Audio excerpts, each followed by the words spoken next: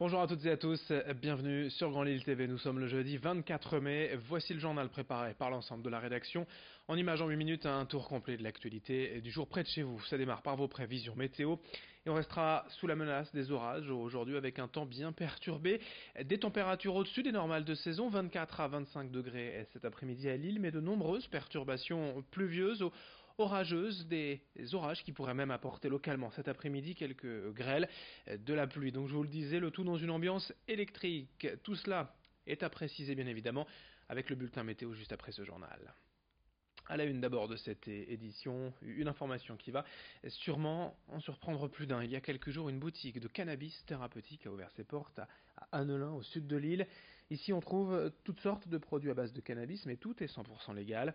La substance responsable des effets psychotropes, le THC, a en fait été retiré en laboratoire et les produits en vente ne contiennent que le CBD, le cannabidiol.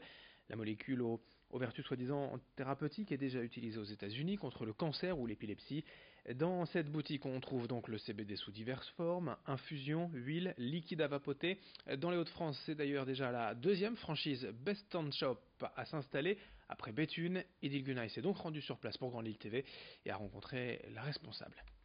On le vend sous forme de fleurs à infuser, sous forme de e-liquide pour les vapoteuses. Pour les e-liquides, on a également des boosters de CBD. C'est quelques gouttes qu'on rajoute au liquide qu'on aura choisi selon le parfum qui nous aura plus ou moins plu. Donc ça ramène un peu plus de CBD dans la fiole en fait. Après on la vend sous forme de cristaux, donc c'est un pot de poudre qu'on met sous la langue. Donc dans le cristaux on est à 99% de CBD, donc c'est ce qui est fort. C'est vraiment pour des personnes qui ont des douleurs vraiment importantes. Ensuite, on l'a sous forme d'huile. Donc, c'est avec le même principe, des gouttes à mettre sous la langue et à laisser. Enfin, les effets sont immédiats en fait. Dans l'actualité du jour également, un rappel, deuxième journée de grève cette semaine à la SNCF, déjà la 22e journée de perturbation depuis début avril et le début du conflit. Dans la région, un TER sur 4, un train intercité sur 4 en circulation ainsi que 3 TGV sur 5. 142 bus sont affrétés aujourd'hui pour compenser. Toutes les infos comme d'habitude sur ter.sncf.com ou l'appli SNCF. Autre info annoncée par Damien Castelin, président de la MEL cette semaine, le tramway du centre de l'île vers l'aéroport régional de l'Équin devrait bel et bien voir le jour d'ici 2023. La liaison pourrait également desservir l'île Sud, Ronchin et Fâche-Tuménil. En 15 minutes, la ligne desservira donc le centre de l'île à l'aéroport de l'Équin. Un projet estimé tout de même à plus de 350 millions d'euros. On passe à toute autre chose avec un événement artistique et solidaire ce week-end à Lille dès demain jusqu'à dimanche. 130 artistes exposent au Palais Rameau à l'occasion d'une expo-vente d'art contemporain au profit du Secours populaire. L'objectif est de permettre à des enfants issus de milieux modestes de partir en vacances cet été. L'an dernier d'ailleurs, les bénéfices de cette opération solidaire ont permis à 4000 enfants de la région de partir en vacances. Le parrain de cette 4e édition n'est autre que Quentin Carnaille, artiste lillois, s'étant fait connaître par ses montres et plus récemment en recouvrant plusieurs statues du centre-ville, dont la déesse de la Grand Place, de cubes, de miroirs. Des peintures, sculptures, photogravures ou encore du street art sont présentés cette année. L'événement ouvre demain à 16h au Palais Rameau. Présentation avec le parrain donc, de cette 4e édition, Quentin Carnaille, au micro d'Edil Gunay. Il y a vraiment une grande diversité, donc c'est ça qui est chouette. Je pense qu'il y en a aussi pour tous les paniers d'achat, entre guillemets. Donc c'est ça qui est intéressant, c'est qu'on n'est pas du tout dans quelque chose qui est sectorisé, élitiste ou pas. C'est ouvert vraiment au grand public, mais aussi aux collectionneurs plus avertis, parce qu'il y a vraiment différents types d'artistes qui exposent. C'est un honneur qu'on me fait d'être parrain. Je trouve que c'est important pour les artistes lillois, la scène artistique lilloise, de soutenir cette initiative du Secours populaire qui a quand même pour but d'offrir des vacances à des enfants qui sont défavorisés, mais aussi de donner une visibilité à des artistes de la scène lilloise. Donc finalement, c'est un jeu donnant-donnant, donc c'était une évidence de l'accepter.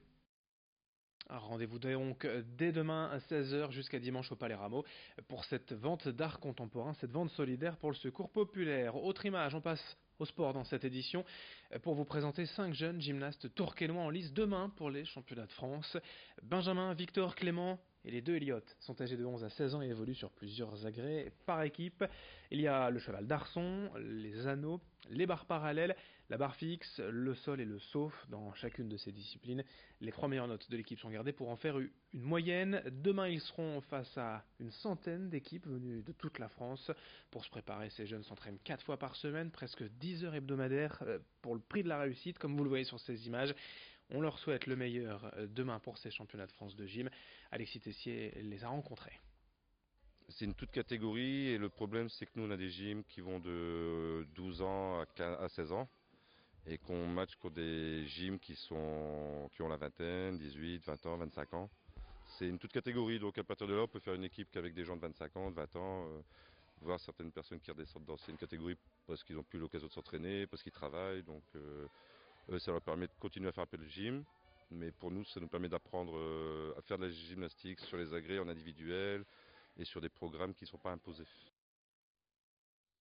Et du sport encore cette fois pour vous présenter un événement, le grand retour du tournoi de volley à 3 ce week-end à Lille.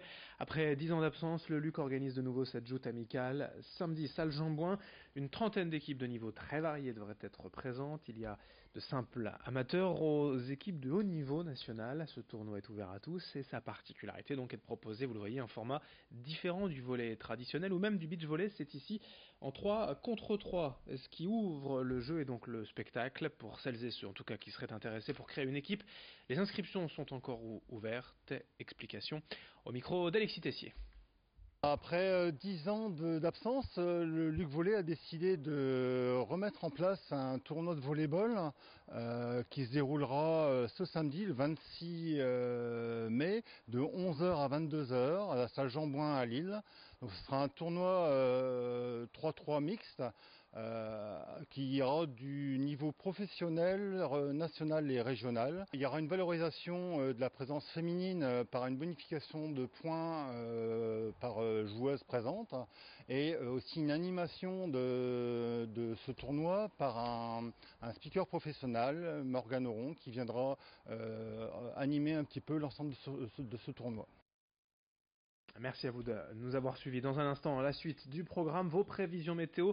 Un temps chargé et orageux, une ambiance électrique aujourd'hui dans la région. A tout de suite pour la météo. Très belle journée en notre compagnie, ensemble évidemment sur Grand Lille.